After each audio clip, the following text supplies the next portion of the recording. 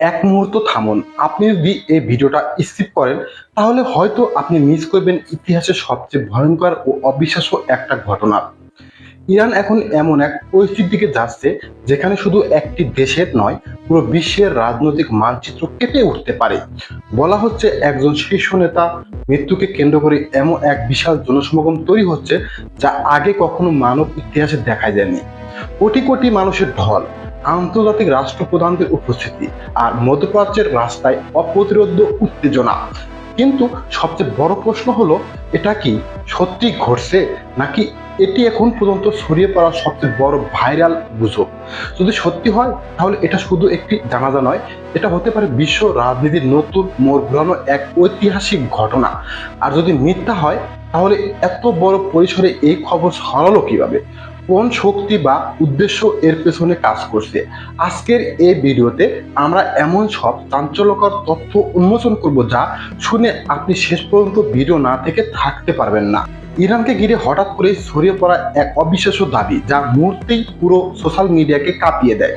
বলা হয় দেশের সর্বোচ্চ ধর্মীয় নেতা আয়াতুল্লাহ আলী খামেনির মৃত্যুর পর শুরু হতে যাচ্ছে ইতিহাসের সবচেয়ে বড় জানাজা। কিন্তু এই খবরটি প্রথমে কোথা থেকে এলো, কিভাবে এলো, এটাই সবচেয়ে বড় রহস্য। প্রথমে একটি ছোট অনলাইন পোস্টে দাবি করা হয় যে তেহরানে বিশাল জনসমাগমের প্রস্তুতি চলছে। কেউ তখন গুরুত্ব দেয়নি, কিন্তু মাত্র কয়েক ঘন্টার মধ্যে সেই পোস্ট ছড়িয়ে পড়ে বিভিন্ন প্ল্যাটফর্মে, আর সেখান থেকে শুরু হয় আসল উত্তেজনা। একটি দ্বিতীয় সূত্র দাবি করে ইরানের সরকারি মহল নাকি একটি বিশেষ দাপন কর্মসূচি নিয়ে আলোচনা করছে। এখানেই গল্প মন নেয়, কারণ এই দাবি অনুযায়ী শুধু ইরান নয়, বিভিন্ন দেশ থেকে রাষ্ট্রীয় প্রতিনিধি আসবে এই অনুষ্ঠানে। কিন্তু প্রশ্ন ওঠে, এটা কি সত্যি কনফার্ম খবর? ঠিক তখনই আরো একটি চাঞ্চল্যকর তথ্য সামনে আসে। বলা হয় তেহরানের কিছু এলাকায় নাকি বড় পরিসরে নিরাপত্তা ব্যবস্থা জোরদার করা হয়েছে। সেনা মোতায়েন, রাস্তা বন্ধ এবং বিশেষ প্রস্তুতি, এইসব খবর মিলিয়ে মানুষের মধ্যে আতঙ্ক ও কৌতূহল একসাথে বাড়তে থাকে। কিন্তু এখানেই থেমে থাকেনি গল্প। আরেকটি ভাইরাল ভিডিওতে দাবি করা হয় শুধু তেহরান নয়, পুরো ইরান জুড়ে নাকি সমাবেশ প্রস্তুতি চলছে। এমনকি বলা হয় পার্শ্ববর্তী দেশগুলো থেকেও মানুষ এই ঘটনায় অংশ নিতে আসছে। এ পর্যায়ে এসে গল্পটা আরো শুধু খবর থাকে না, এটা হয়ে যায় এক বিশাল গ্লোবাল ইভেন্ট থিওরি। এরপর আসে সবচেয়ে বড় টুইস্ট। কিছু সোশ্যাল মিডিয়া অ্যাকাউন্ট দাবি করে বসে এই জানাতা নাকি শুধু ধর্মীয় অনুষ্ঠান নয়, বরং এটি একটি রাজনৈতিক শক্তি প্রদর্শনের মুহূর্ত, যেখানে আন্তর্জাতিক শক্তিগুলোর উপস্থিতি এক নতুন বার্তা দেবে পুরো বিশ্বকে। এই কথাটা ছড়িয়ে পড়তে পুরো বিষয়টা আরো নাটকীয় হয়ে ওঠে। কিন্তু বাস্তবতা এখানে আরো জটিল। একদিকে বলা হচ্ছে কোটি কোটি মানুষের অংশ নেবে, অন্যদিকে কোনো আন্তর্জাতিক মিডিয়া বা অফিসিয়াল নিউজ এজেন্সি এই তথ্য নিশ্চিত করেনি। এই দ্বৈত অবস্থায় গল্পটিকে আরো রহস্যময় করে তোলে। ঠিক এই জায়গাতেই নতুন প্রশ্ন উঠে আসে, যদি এটা সত্য না হয় তাহলে এত বিশাল স্কেলে এই তথ্য ছড়াচ্ছে কে? কারা এর পেছনে? কেন এ ধরনের অতিরঞ্জিত বর্ণনা তৈরি হচ্ছে? এরপর আরেকটি সাসপেন্স তৈরি হয়। কিছু পোস্টে বলা হয় তেহরান শহরে বিশেষ কিছু প্রস্তুতি শুরু হয়েছে, যেখানে বিশাল জনসমাগম নিয়ন্ত্রণের পরিকল্পনা চলছে। কিন্তু আবার অন্যদিকে বলা হয় এগুলো সবই পুরনো ও ভুল তথ্য মিশিয়ে তৈরি করা হয়েছে। এই দুই বিপরীত তথ্য মানুষের বিভ্রান্তি আরো বাড়িয়ে দেয়। ধীরে ধীরে বিষয়টি আরো শুধু একটি জানাজার খবরে থাকে না, এটা হয়ে যায় তথ্য বনাম গুজব যুদ্ধ। আর এখানেই ভিডিওর সবচেয়ে বড় সাসপেন্স তৈরি হয়। কে সত্য বলছে আর কে বাড়িয়ে বলছে? এই প্রশ্নের কোনো সরাসরি উত্তর পাওয়া যায় না, বরং প্রতিটি নতুন তথ্য আগের তথ্যকে আরো প্রশ্নবিদ্ধ করে তোলে। সবশেষে দেখা যায় এই পুরো ঘটনাকে ঘিরে তিনটি আলাদা গল্প তৈরি হয়েছে। একটি বলছে এটি ঐতিহাসিক বাস্তব ঘটনা, একটি বলছে এটি রাজনৈতিক প্রচারণা, আর একটি বলছে এটি সম্পূর্ণ ভাইরাল মিস ইনফরমেশন। কিন্তু সত্য কোনটি, এটা এখন সবচেয়ে বড় রহস্য।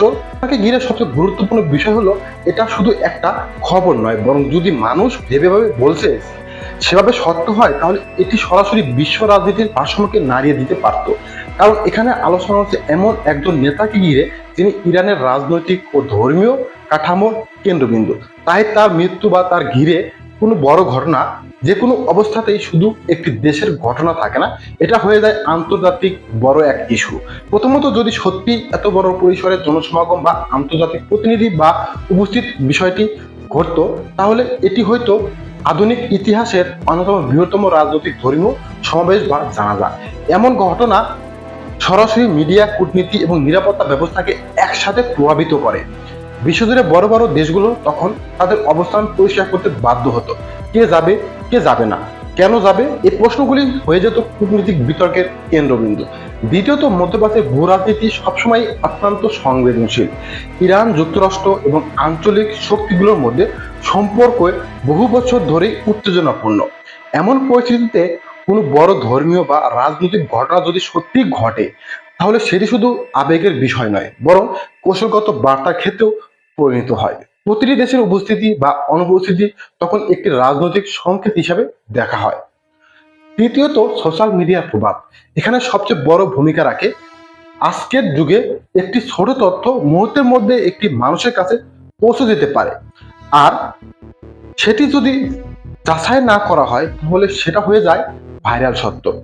এই ঘটনাটি সেই একই প্যাটার্নে অনুসরণ করছে। একটি দাবি, তারপর আরো বড় করে প্রচার, তারপর আবেগ, আর শেষে ভয়াবহ বিভ্রান্ত। চতুর্থ, এই ধরনের ভাইরাল বর্ণনা সাধারণ মানুষের চিন্তা ভাবনাকেও প্রভাবিত করে। কেউ এটাকে ঐতিহাসিক ঘটনা মনে করে, কেউ আবার এটাকে রাজনৈতিক প্রচারণা মনে করে, আবার কেউ সম্পূর্ণ গুজব হিসাবে দেখে।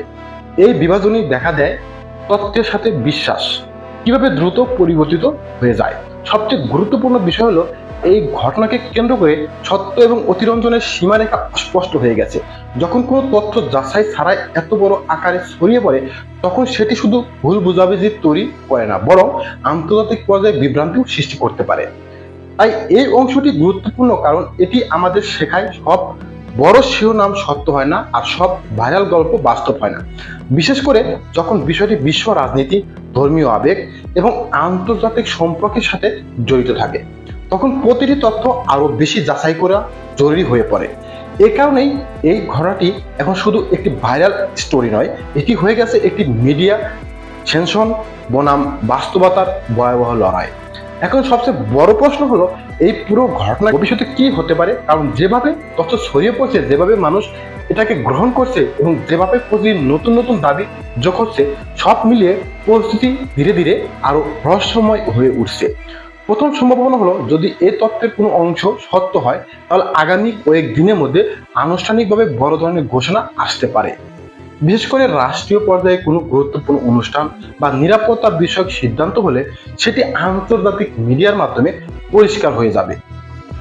তখন এই পুরো ঘটনাটি একটি রিয়েল টাইম গ্লোবাল ইভেন্ট এ পরিণত হতে পারে, যেখানে বিশ্বজুড়ে রাজনৈতিক আলোচনার কেন্দ্রবিন্দু হবে ইরান। দ্বিতীয় সম্ভাবনা আরো গুরুত্বপূর্ণ। যদি এই পুরো বিষয়টি অতিরঞ্জিত বা ভুল তথ্যের উপর ভিত্তি করে তৈরি হয়, তাহলে খুবই দ্রুত এটি ভেঙে পড়বে। বড় বড় আন্তর্জাতিক সংবাদ মাধ্যম, ফ্যাক্ট চেকিং সংস্থা এবং সরকারি বিবৃতি আসতে শুরু করলে এই ধরনের ভাইরাল দাবিগুলো ধীরে ধীরে গুরুত্ব হারাবে। কিন্তু সমস্যা হলো, ততক্ষণে এই তথ্য ইতিমধ্যে কোটি মানুষের মধ্যে ছড়িয়ে পড়বে এবং অনেকেই এটাকে সত্য হিসেবে বিশ্বাস করে ফেলবে। আর একটি বড় দিক হলো সোশ্যাল মিডিয়ার ভবিষ্যৎ প্রতিক্রিয়া। এই ধরনের ভাইরাল কন্টেন্ট ভবিষ্যতে আরো বড় ট্রেন্ড তৈরি করতে পারে, যেখানে সত্য মিথ্যার পার্থক্য আরো কঠিন হয়ে যাবে। মানুষ দ্রুত শেয়ার করবে, কিন্তু যাচাই কম করবে। এটাই সবচেয়ে বড় ঝুঁকি। ভূ রাজনৈতিক দিক থেকেও ভবিষ্যৎ গুরুত্বপূর্ণ, কারণ ইরানকে ঘিরে যে কোনো বড় ধরনের খবর বিশ্ব শক্তিগুলোর দৃষ্টি আকর্ষণ করে। ফলে এ ধরনের গল্প, ইভেন্ট যদি আংশিক ভুলও হয়, তবুও কূটনীতিক আলোচনার প্রভাব ফেলতে পারে। বিশেষ করে মিডিয়া যদি দীর্ঘ সময় ধরে এই বিষয়টি কাভার করে, তাহলে এটি একটি নিউজ সাইকেল ইভেন্ট এ পরিণত হতে পারে। সবচেয়ে বড় সাসপেন্স এখানে, আগামী দিনে হয়তো আমরা তিনটি জিনিসের একটি দেখতে পারি: সম্পূর্ণ সত্য ঘটনার প্রকাশ, আংশিক সত্য এবং আংশিক গুজবের মিশ্রণ, অথবা সম্পূর্ণ ভুল তথ্যের পতন। কিন্তু এই তিনটির যেটি হোক না কেন, ততক্ষণে এই গল্পটি ইতিমধ্যে বিশ্বব্যাপী আলোচনার অংশ হয়ে যাবে। আর এখানেই সবচেয়ে বড় বাস্তবতা, ভবিষ্যৎ শুধু ঘটনার উপর নির্ভর করে না, বরং মানুষ কিভাবে সেই ঘটনাকে বিশ্বাস করে তার উপরেও নির্ভর করে। এই কারণে এখন সবাই অপেক্ষা করছে পরবর্তী সত্যিকারের আপডেট আসলে এই পুরো গল্পটা কোন দিকে মোড় নিতে পারে। সবশেষে এখন আমরা একেবারে সবচেয়ে গুরুত্বপূর্ণ জায়গায় এসে দাঁড়িয়েছি। এই পুরো ঘটনা আসলে কি ছিল? সত্য, গুজব, নাকি আধা সত্যের এমন এক মিশ্রণ যা ধীরে ধীরে একটি বিশাল ভাইরাল গল্পে পরিণত হয়েছে? কারণ আমরা যা দেখলাম, একদিকে বিশাল জনসমাগমের দাবি, কোটি কোটি মানুষের অংশগ্রহণ এবং আন্তর্জাতিক রাষ্ট্রনেতাদের উপস্থিতির সম্ভাবনা, আর অন্যদিকে কোনো শক্তিশালী অফিসিয়াল কনফার্মেশন নেই। এই দুই বিপরীত বাস্তবতা মিলেই তৈরি হয়েছে এক ধরনের ডিজিটাল ধোঁয়াশা, যেখানে মানুষ সত্য আর কল্পনার পার্থক্য করতে পারছে না। এটাই আজকে সবচেয়ে বড় শিক্ষা। যে কোনো বড় শিরোনাম দেখলেই সেটাকে সত্য ধরে নেওয়া ঠিক না, বিশেষ করে যখন বিষয়টি রাজনীতি, ধর্মীয় আবেগ এবং আন্তর্জাতিক সম্পর্কের মতো সংবেদনশীল জায়গার সাথে যুক্ত থাকে। তখন প্রতিটি তথ্য আরো বেশি যাচাই করা জরুরি হয়ে যায়। এই পুরো গল্প আমাদের আরেকটা গুরুত্বপূর্ণ বিষয় শেখায়, সোশ্যাল মিডিয়ার ভাইরাল হওয়া মানে সেটা সত্য নয়। অনেক সময় একটি ছোট দাবি, একটি নাটকীয় ভাষা আর কিছু আবেগ যোগ করলে সেটি বিশাল আকারে ছড়িয়ে পড়ে, আর সেই ছড়ানো তথ্যই ধীরে ধীরে মানুষের বিশ্বাসে পরিণত হয়। কিন্তু বাস্তবতা সবসময় এত নাটকীয় নাও হতে পারে। অনেক সময় সত্য হয় অনেক বেশি সাধারণ, অনেক বেশি নীরব আর অনেক বেশি যাচাইযোগ্য। অথচ গুজব হয় অনেক বেশি আকর্ষণীয়, অনেক বেশি উত্তেজনাপূর্ণ, তাই মানুষ সেটার দিকে বেশি আকৃষ্ট হয়। এখন সবচেয়ে বড় প্রশ্ন হলো, এই ধরনের ভাইরাল তথ্য ভবিষ্যতে আমাদের কোথায় নিয়ে যাবে? আমরা কি আরো বেশি সচেতন হব, নাকি আরো দ্রুত গুজবের জালে আটকে পড়বো? এই উত্তরটা সময়ই দেবে। তবে একটি বিষয় পরিষ্কার, এই ঘটনা সত্য হোক বা মিথ্যা হোক, এটি ইতিমধ্যে দেখিয়ে দিয়েছে যে তথ্য এখন আর শুধু খবর না, এটি একটি শক্তি। যে তথ্য নিয়ন্ত্রণ করে সে অনেক সময় মানুষের চিন্তাকেও প্রভাবিত করতে পারে। আর তাই শেষ প্রশ্নটা আপনার কাছেই রয়ে গেল, আপনি কি ধরনের খবরকে সত্য বলে বিশ্বাস করেন, নাকি মনে করেন এগুলো শুধু ভাইরাল কন্টেন্টের অংশ? এই উত্তরটাই হয়তো ভবিষ্যৎ ঠিক করবে, আমরা তথ্যের যুগে আছি নাকি বিভ্রান্তের যুগে আছি।